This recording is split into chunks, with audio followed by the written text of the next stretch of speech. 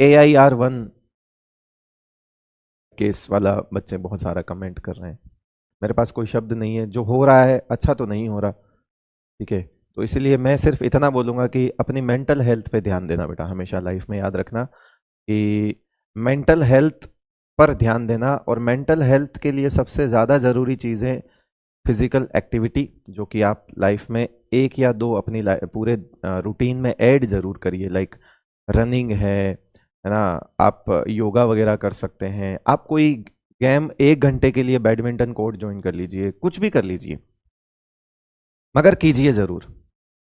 तो वही चीज़ है, मैं हमेशा बोलता हूं कि आजकल बच्चे गेम तो खेलते हैं मगर मोबाइल पे। तो थोड़ा सा मेंटल हेल्थ का ध्यान रखो। क्या वजह रही होगी, है ना, हम जज नहीं कर सकते उस चीज में। मैं कभी नहीं बोलता इस बारे में कि किसी इंसान ने ऐसा स्टेप क्यों उठाया है, हम बैठ के जज नहीं कर सकते।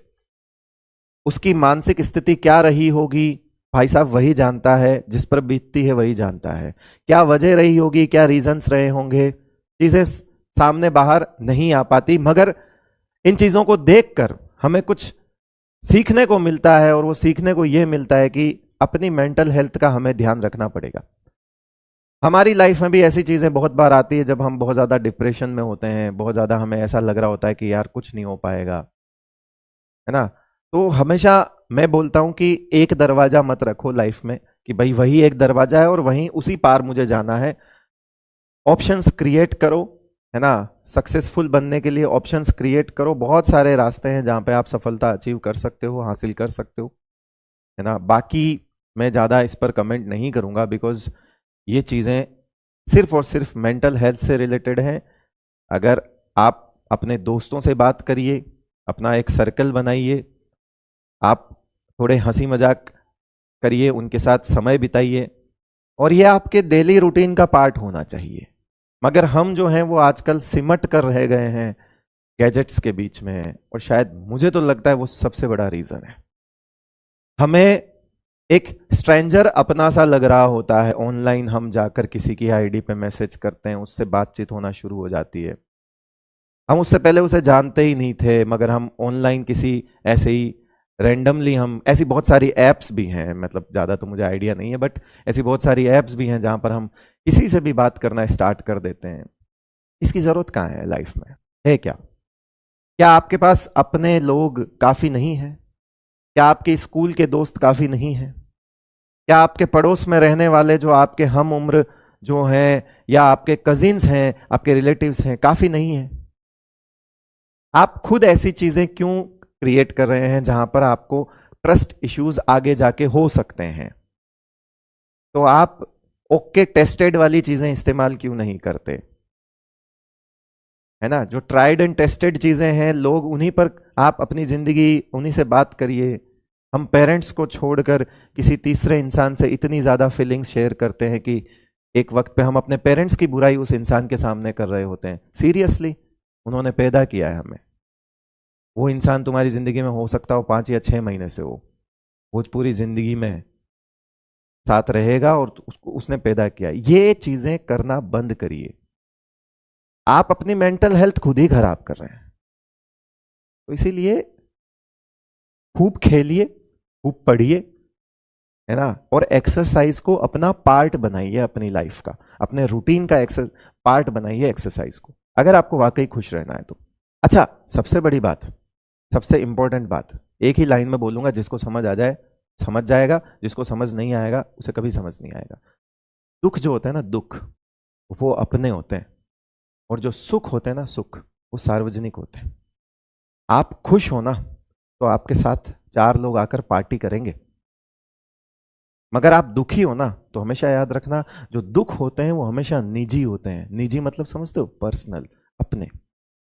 वो कभी सार्वजनिक नहीं हो सकते। इसलिए अपने दुखों को कभी शेयर करो तो बहुत सोच समझ के करो, अपने घर वालों के साथ ही करो, अदरवाइज मत करो। क्योंकि दुख कभी पब्लिकली हो ही नहीं सकता, वो सार्वजनिक नहीं हो सकता, वो तो निजी ही होता है बेटा, और उसका समाधान भी निजी ही रहता है। सुख सार्वजनिक होते हैं, किसी की खुशियों में सब लोग मिल के नाचते हैं, दुख में कोई खड़ा नहीं होता। ये ध्यान रखना। आपकी प्रॉब्लम्स आपको, इसलिए सबसे ज्यादा अपनी मेंटल हेल्थ पे ध्यान दो। और ये पढ़ाई से भी रिलेटेड है, पढ़ाई से भी